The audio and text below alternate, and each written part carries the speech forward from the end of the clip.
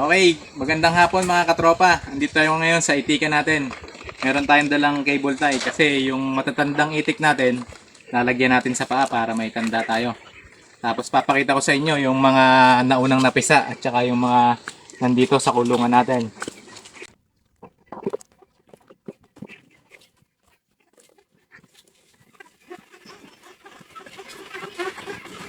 Ito nga pala yan mga katropa, yung mga napisa natin. Meron tayo dyang 39 heads mga katropa. At dito naman sa pupuntahan natin, yung mga nauna nating napapisa, meron tayong nauna na 7 heads na malalaki na, at saka meron tayong 13 heads na 2 weeks old lang ang agwat ng nauna nating papisa. At eto, pupuntahan natin para makita nyo. Puntahan natin yung itika natin.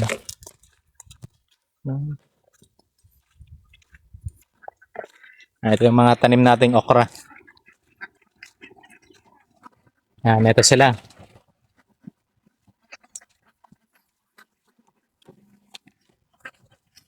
Ito yung mga naunang napapisa natin. Meron diyang naunang 7 na malalaki na. Tapos yung mga sumunod na medyo maliliit pa. Yan. Yan sila mga katropa. Tapos ito naman yung mga nauna.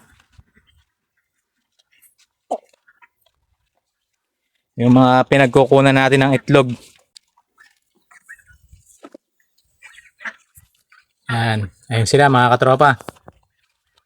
Nasa unahan sila.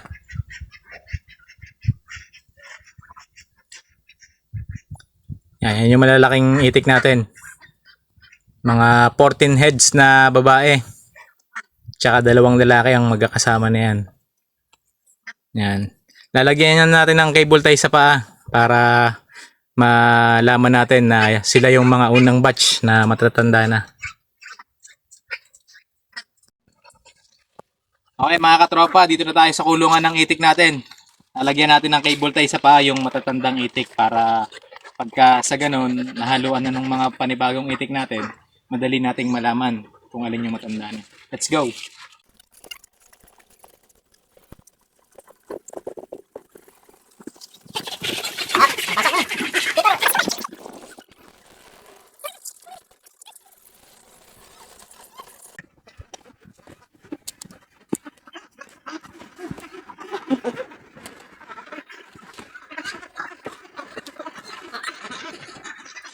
Lalagyan natin mga katropa. Lagyan natin sila ng palatandaan.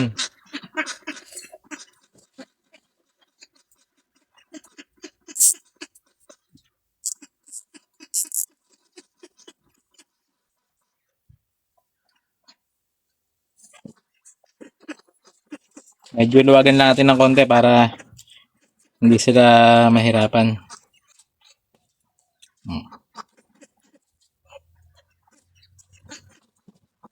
Tambal natin ng konti.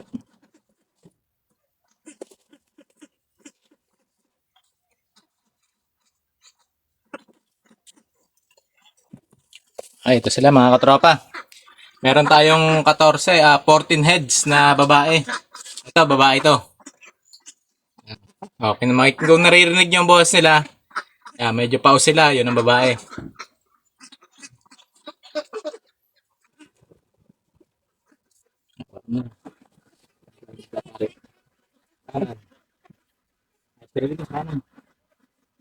Kasabong ka ba? Sanay ka magpatari ah.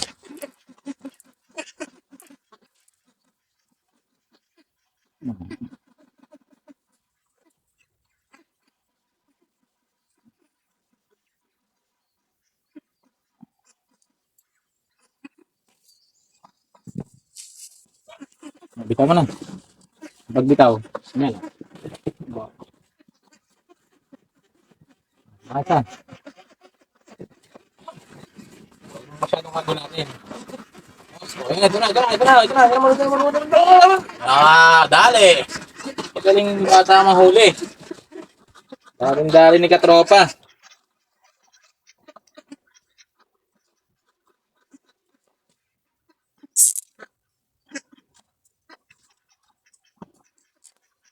Lagyan natin ng palatandaan. Dahil ano sila, mahigit 1 taon na.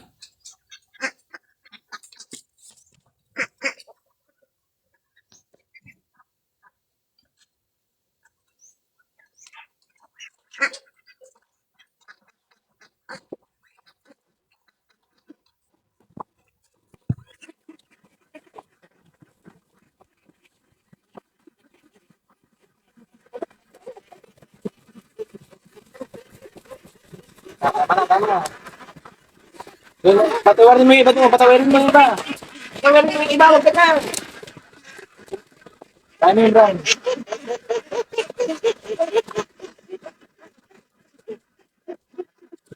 Oo. Nakatog pa si katropa. Isa-isa lang. Isa mga kalyo nila na. Nung matigas people. Yung ulo, hindi nasira yung kahoy eh. Hindi mo malalaman kung ano, matandaan na sila.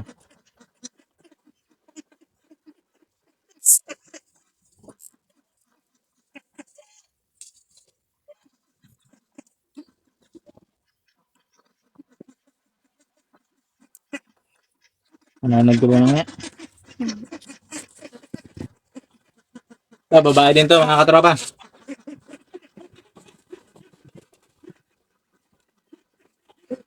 Isa lang patawirin mo. Yan.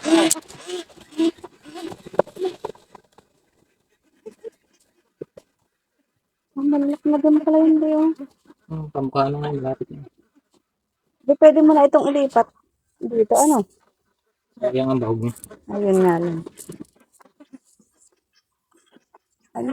May pilo na naman pa. Mamaya na ulit. Isa pa.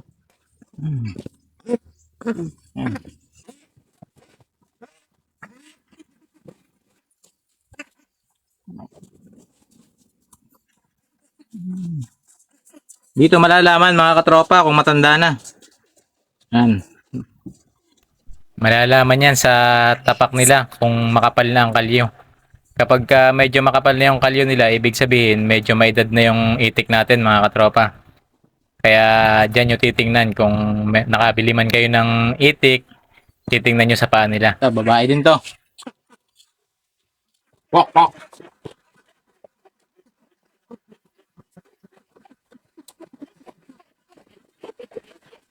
Patawarin mo isa lang. Yan.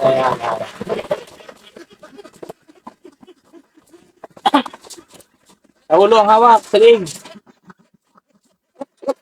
Mampisa ang itlog pag sa katawan. Sa ulo ang mga hulihin. Ang baka mabili yan. Yan. Pag sa pag magdadakma ka sa ulo. Maawa.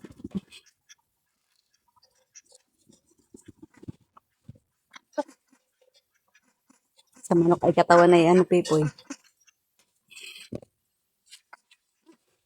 Babae din to mga katropa.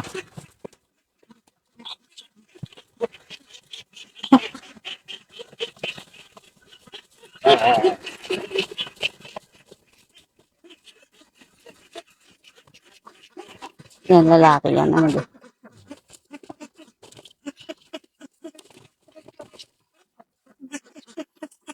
Ito mga katropa, lalaki to.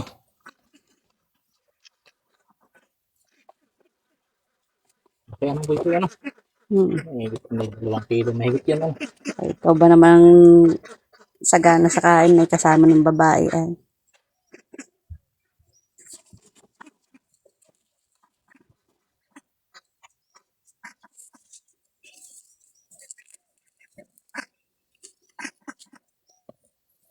Paghapon, natutulungan mo yung lola mo pag wala kang gawa.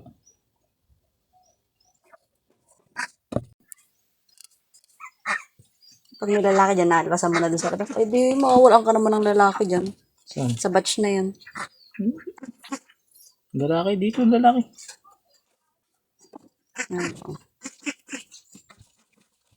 Dahil pa sisibol doon. Nakuha pa tayo ng malaking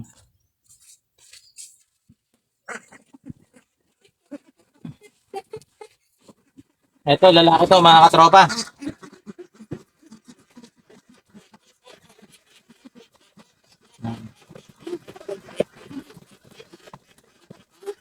Oh, bakit ba natin nilalagyan ng palatandaan? Kasi nga, maliit lang yung kulungan natin, maghahalo-halo. Meron na tayong mga kasunod na batch. Kaya nilalagyan natin ng cable tie.